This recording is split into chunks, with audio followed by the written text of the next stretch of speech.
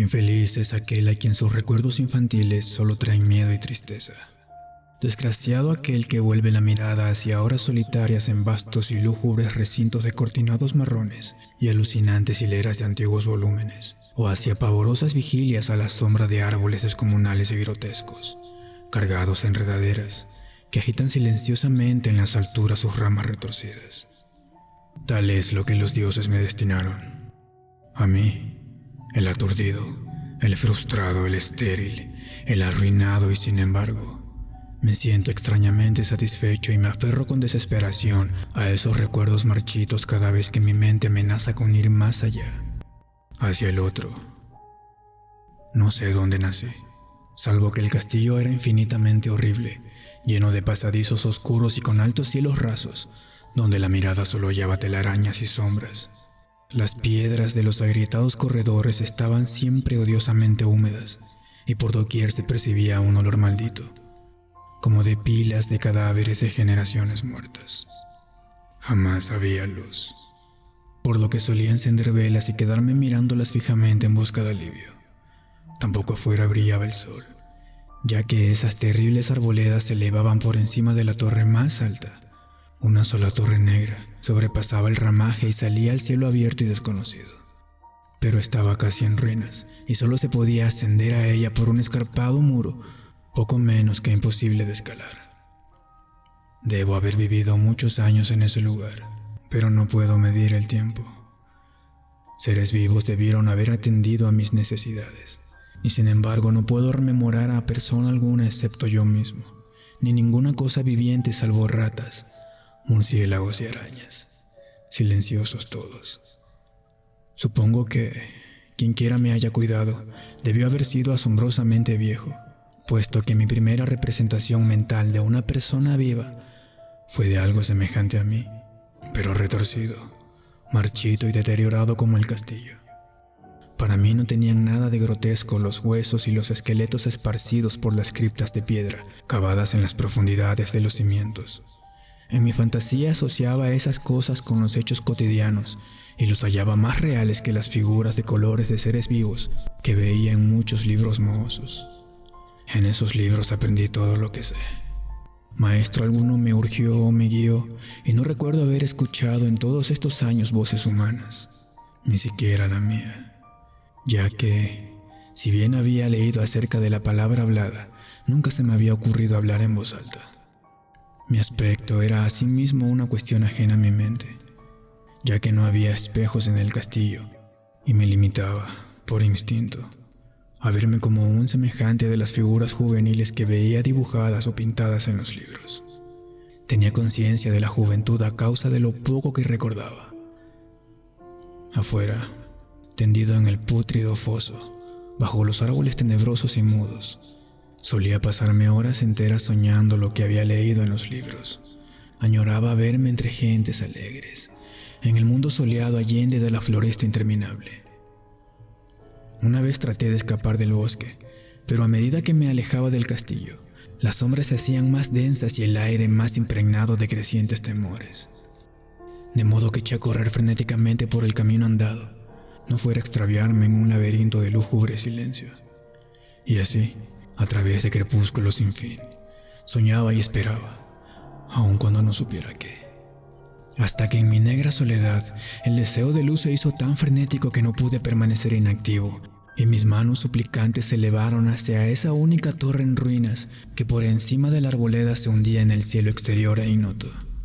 Y por fin resolví escalar la torre, aunque me cayera, ya que era mejor vislumbrar un instante en el cielo y perecer, que vivir sin haber contemplado jamás el día. A la luz húmeda crepuscular subí los vetustos peldaños de piedra hasta llegar al nivel donde se interrumpían, y de allí en adelante, trepando por pequeñas entrantes donde apenas cabía un pie, seguí mi peligrosa ascensión. Horrendo y pavoroso era aquel cilindro rocoso, inerte y sin peldaños, negro, ruinoso y solitario, siniestro con su mudo aleteo de espantados murciélagos. Pero más horrenda era aún la lentitud de mi avance, ya que por más que trepase, las tinieblas que me envolvían no se disipaban y un frío nuevo, como de moho venerable y embrujado, me invadió. Tiritando de frío me preguntaba por qué no llegaba la claridad. Y, de haberme atrevido, habría mirado hacia abajo. Antojóseme que la noche había caído de pronto sobre mí y en vano tanteé con la mano libre en busca del antepecho de alguna ventana por la cual espiar hacia afuera y arriba y calcular a qué altura me encontraba. De pronto, al cabo de una interminable y espantosa ascensión a ciegas por aquel precipicio cóncavo y desesperado, sentí que la cabeza tocaba algo sólido.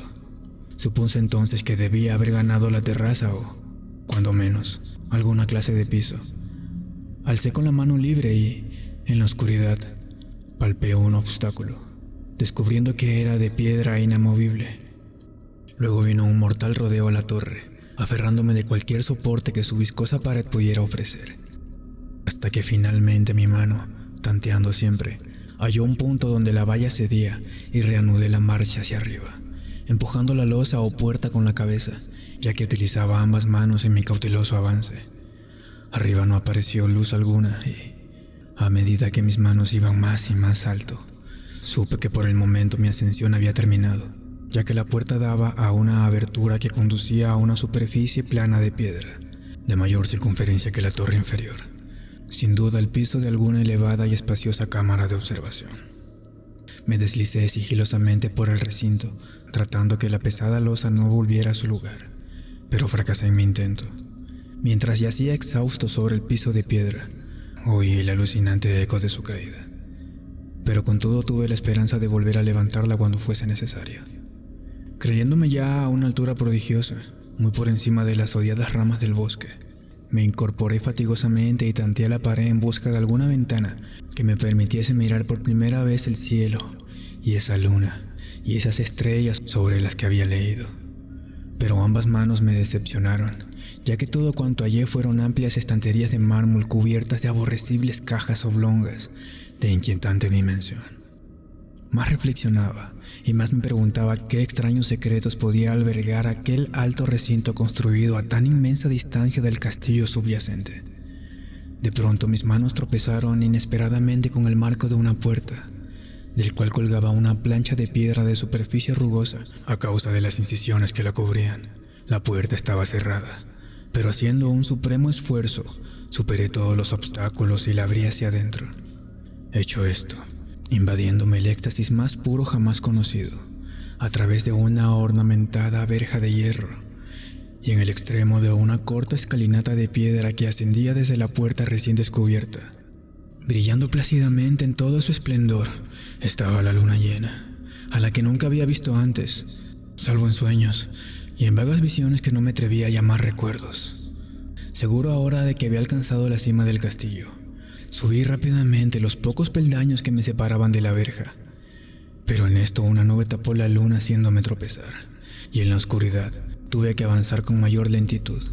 Estaba todavía todo muy oscuro cuando llegué a la verja, que hallé abierta tras un cuidadoso examen, pero no quise transponer por temor de precipitarme desde la increíble altura que había alcanzado. Luego volvió a salir la luna, de todos los impactos imaginables, ninguno tan demoníaco como el de lo insondable y grotescamente inconcebible.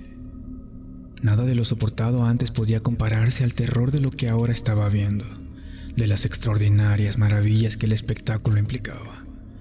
El panorama en sí era tan simple como asombroso, ya que consistía meramente en esto.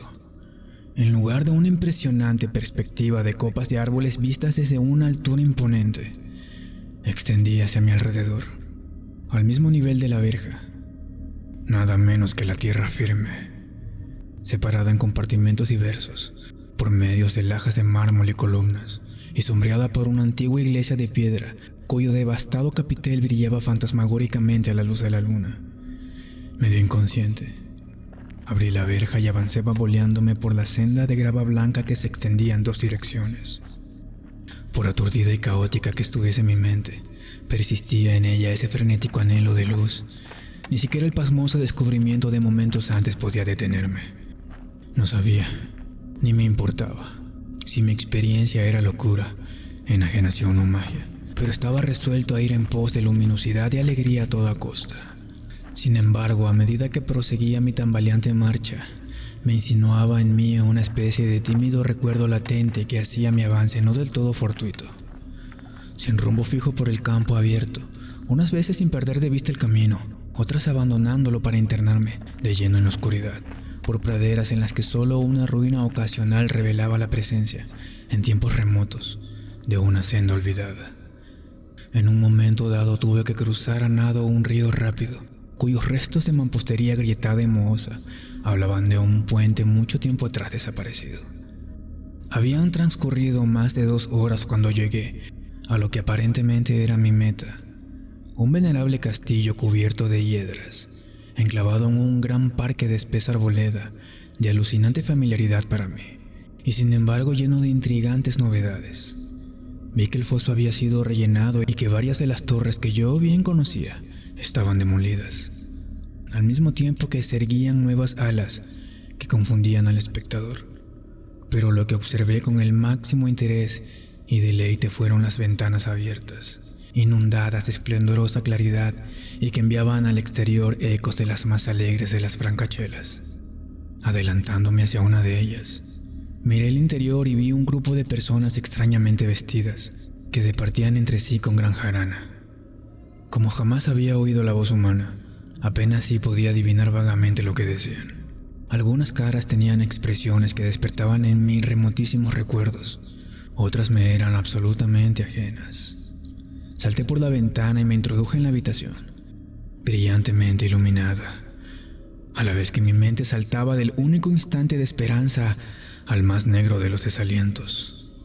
La pesadilla no tardó en venir, ya que, no bien entré, se produjo una de las más aterradoras reacciones que hubiera podido concebir. No había terminado de cruzar el umbral cuando cundió entre todos los presentes un inesperado y súbito pavor, de horrible intensidad, que distorsionaba los rostros y arrancaba de todas las gargantas los chillidos más espantosos. El desvane fue general, y en medio del griterío y del pánico varios sufrieron desmayos, siendo arrastrados por los que huían enloquecidos. Muchos se taparon los ojos con las manos y corrían a ciegas llevándose todo por delante, derribando los muebles y dándose contra las paredes en su desesperado intento de ganar alguna de las numerosas puertas. Solo y aturdido en el brillante recinto, escuchando los ecos cada vez más apagados de aquellos espeluznantes gritos, comencé a temblar pensando qué podía ser aquello que me acechaba sin que yo lo viera. A primera vista el lugar parecía vacío, pero cuando me dirigí a una de las alcobas, creí detectar una presencia. Un amago de movimiento del otro lado del arco dorado que conducía a otra habitación, similar a la primera. A medida que me aproximaba a la arcada, comencé a percibir la presencia con más nitidez. Y luego, con el primero y último sonido que jamás emití, un aullido horrendo que me repugnó casi tanto como su morbosa causa. Contemplé en toda su horrible intensidad el inconcebible, el indescriptible, inenarrable monstruo que, por obra de su mera aparición, había convertido una alegre reunión en una horda de delirantes fugitivos. No puedo ni siquiera decir aproximadamente a qué se parecía, pues era un compuesto de todo lo que es impuro, pavoroso, indeseado, anormal y detestable. Era una fantasmagórica sombra de podredumbre, decrepitud y desolación, la pútrida y viscosa imagen de lo dañino, la atroz desnudez de algo que la tierra misericordiosa debía ocultar por siempre jamás. Dios sabe que no era de este mundo, o al menos había dejado de serlo. Y sin embargo, con enorme horror de mi parte, pude ver en sus rasgos carcomidos, con huesos que se entreveían, una repulsiva y lejana reminiscencia de formas humanas, y en sus enmohecidas y destrozadas ropas, una indecible cualidad que me estremecía más aún. Estaba casi paralizado, pero no tanto como para no hacer un débil esfuerzo hacia la salvación. Un tropezón hacia atrás que no pudo romper el hechizo en que me tenía apresado el monstruo sin voz y sin nombre. Mis ojos, embrujados por aquellos asqueantes ojos vítreos que los miraba fijamente, se negaba a cerrarse. Si bien el terrible objeto, tras el primer impacto, se veía ahora más confuso, traté de levantar la mano y disipar la visión, pero estaba tan anonadado que el brazo no respondió por entero a mi voluntad. Sin embargo, El intento fue suficiente como para alterar mi equilibrio y, bamboleándome, di unos pasos hacia adelante para no caer. Al hacerlo, adquirí de pronto la angustiosa noción de la proximidad de la cosa, cuya inmunda respiración tenía casi la impresión de oír. Poco menos que enloquecido, pude no obstante adelantar una mano para detener a la fétida imagen, que se acercaba más y más, cuando de pronto mis dedos tocaron la extremidad putrefacta que el monstruo extendía por debajo del arco dorado. No chillé, pero todos los satánicos vampiros que cabalgaban en el viento de la noche lo hicieron por mí, a la vez que dejaron caer en mi mente una avalancha de anonadantes recuerdos. Supe en ese mismo instante todo lo ocurrido. Recordé más allá del terrorífico castillo y sus árboles. Reconocí el edificio en el cual me hallaba. Reconocí lo más terrible, la impía abominación que se erguía ante mí, mirándome de soslayo mientras apartaba de los suyos mis dedos manchados. Pero en el cosmos existe el bálsamo además de la amargura, y ese bálsamo es el olvido. En el supremo horror de ese instante, olvidé lo que me había espantado, y el estallido del recuerdo se desvaneció en un caos de reiteradas imágenes. Como entre sueños, salí de aquel edificio fantasmal y execrado y eché a correr rauda y silenciosamente a la luz de la luna. Cuando retorné al mausoleo de mármol y descendí los peldaños, encontré que no podía mover la tapa de piedra. Pero no lo lamenté, ya que había llegado a odiar el viejo castillo y sus árboles. Ahora cabalgo junto a los fantasmas, burlones y cordiales, al viento de la noche, y durante el día juego entre las catacumbas en Nefreka, en el recóndito y desconocido valle de Hadot, a orillas del Nilo. Sé que la luz no es para mí, salvo la luz de la luna sobre las tumbas de rocas en Nef, como tampoco es para mí la alegría, salvo las innominadas fiestas de Nitocris bajo la gran pirámide. Y sin embargo, en mi nueva y salvaje libertad, agradezco casi la amargura de la alienación. Pues aunque el olvido me ha dado la calma, no por eso ignoro que soy un extranjero, un extraño a este siglo y a todos los que aún son hombres. Esto es lo que supe desde que extendí mis dedos hacia esa cosa abominable surgida en aquel gran marco dorado. Desde que extendí mis dedos y toqué una fría e inexorable superficie de pulido espejo.